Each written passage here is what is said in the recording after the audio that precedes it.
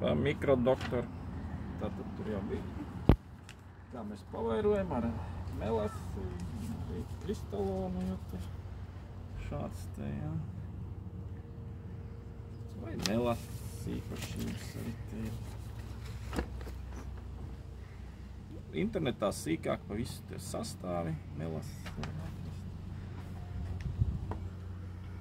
Nu, ja mēs uzreiz gatavojam, pieņemsim vairākiem. Uzliekam uz svariem.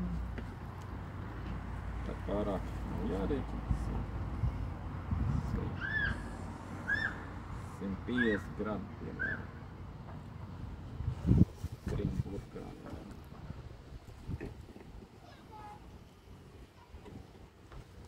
Melasis jau satur, bet varam tā kā Ivans arī šeit uz katru varam burku tēkarot.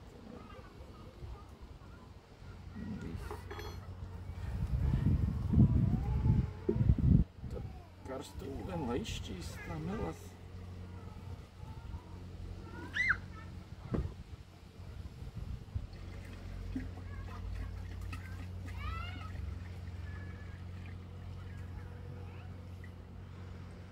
Melasi tā kā satur ļoti daudz dažādas vielas arī.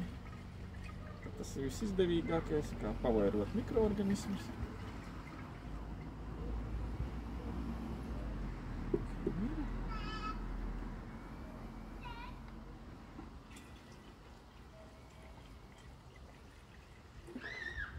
Vēl var atkarībā no kultūras kādu pelnu sārmu, piemēram, šoreiz arī ormus.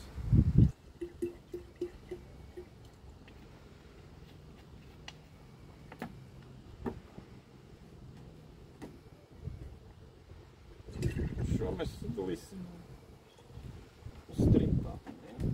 Te jau ir iepriekš izlietoti, piemēram, zemenēm domātais, jau. Tad būs tas pats iekāpums. Apstamies tātad 3 daļās.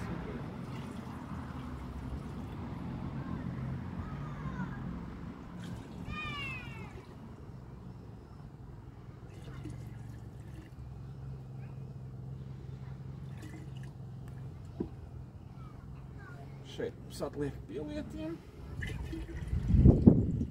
Nu, atkal pēc vienas dienas siltumā varam jau lietot.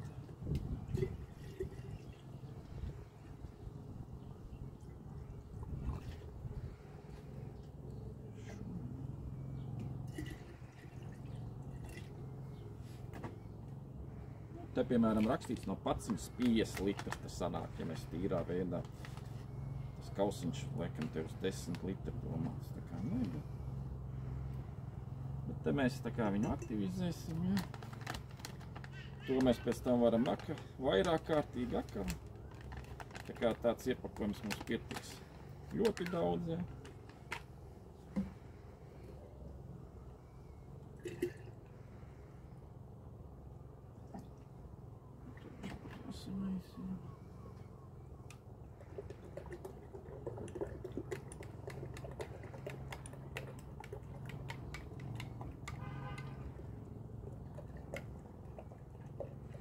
Parasti kā kuram elpojoši to lēciņu var arī likt.